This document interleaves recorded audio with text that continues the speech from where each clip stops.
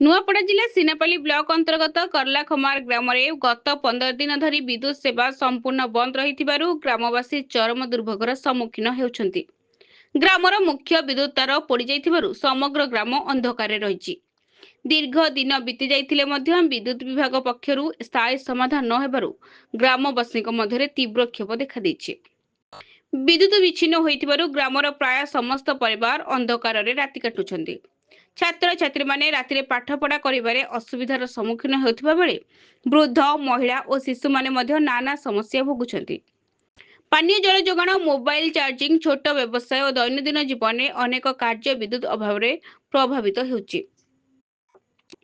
ବର୍ଷା ଋତୁରେ ଅନ୍ଧକାର ଯୋଗୁଁ ସାପ ଓ ଅନ୍ୟାନ୍ୟ ବିଷାକ୍ତ ଜନ୍ତୁଙ୍କ ଭୟ ମଧ୍ୟ ବଢ଼ି ଯାଇଥିବାରୁ ଗ୍ରାମବାସୀ ଚିନ୍ତା ପ୍ରକାଶ କରିଛନ୍ତି।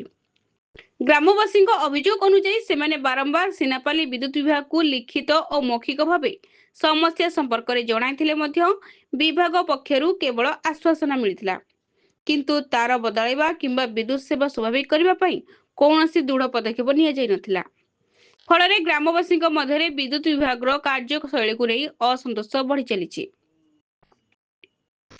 ଶେଷରେ ଅଞ୍ଚଳର ଯୁବ ନେତା ଡକ୍ଟର ପ୍ରଦୀପ କୁମାର ପ୍ରଧାନଙ୍କ ନେତୃତ୍ୱରେ ଏବଂ ଗ୍ରାମର ଯୁବକ ମହେଶ ବଞ୍ଜରା, ଧନଞ୍ଜୟ ନେପାଳ, ପୁସ୍ତମ ଭୁଜବଳ, ଲିଙ୍ଗରାଜ, ପିଣ୍ଟୁ, ସୁବସ ବଞ୍ଜରା ଏକ ପ୍ରତିନିଧି ଦଳ ସିନାପାଲି ବିଦ୍ୟୁତ କାର୍ଯ୍ୟାଳୟରେ ପହଞ୍ଚି କନିଷ୍ଠ ଯନ୍ତ୍ରୀଙ୍କ ସହ ସାକ୍ଷାତ କରି ତୁରନ୍ତ ବିଦ୍ୟୁତ ସେବା ପୁନଃସ୍ଥାପନା କରିବାକୁ ଦାବି କରିଥିଲେ। ଆଲୋଚନା ପରେ କନିଷ୍ଠ ଯନ୍ତ୍ରୀ ଗ୍ରାମବାସୀଙ୍କୁ ଆଗାମୀ 4 ଦିନ ମଧ୍ୟରେ ପୋଡ଼ି ଯାଇଥିବା ବିଦ୍ୟୁତ ତାର ପରିବର୍ତ୍ତନ କରାଯାଇ ସ୍ୱାଭାବିକ ବିଦ୍ୟୁତ ସେବା ଯୋଗାଇ ଦିଆଯିବ ବୋଲି ପ୍ରତିଶ୍ରୁତି ଦେଇଛନ୍ତି। ଡକ୍ଟର ପ୍ରଦୀପ କୁମାର ପ୍ରଧାନ କହିଛନ୍ତି, ଦୀର୍ଘ 15 ଦିନ ଧରି ଗ୍ରାମବାସୀ ଅନ୍ଧକାରରେ ରହିବା ସତ୍ତ୍ୱେ ବିଦ୍ୟୁତ ବିଭାଗର ଉଦାସୀନତା ଅତ୍ୟନ୍ତ ଦୁଃଖଦ।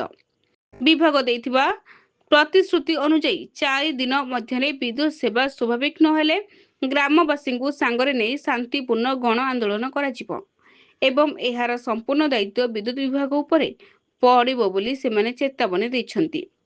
ଗ୍ରାମବାସୀମାନେ ମଧ୍ୟ ଜିଲ୍ଲା ପ୍ରଶାସନ ଏବଂ ବିଦ୍ୟୁତ ବିଭାଗର ଉଚ୍ଚ କର୍ତ୍ତୃପକ୍ଷଙ୍କୁ ଏହି ସମସ୍ୟାର ପ୍ରତି ତୁରନ୍ତ ଦୃଷ୍ଟି ଦେଇ ସ୍ଥାୟୀ ସମାଧାନ କରିବାକୁ ଦାବି କରିଛନ୍ତି। ନୂଆପଡ଼ା ଜିଲ୍ଲାରୁ ପରମେଶ୍ୱର ମେହେରଙ୍କ ରିପୋର୍ଟ, ସଠିକ ନ୍ୟୁଜ।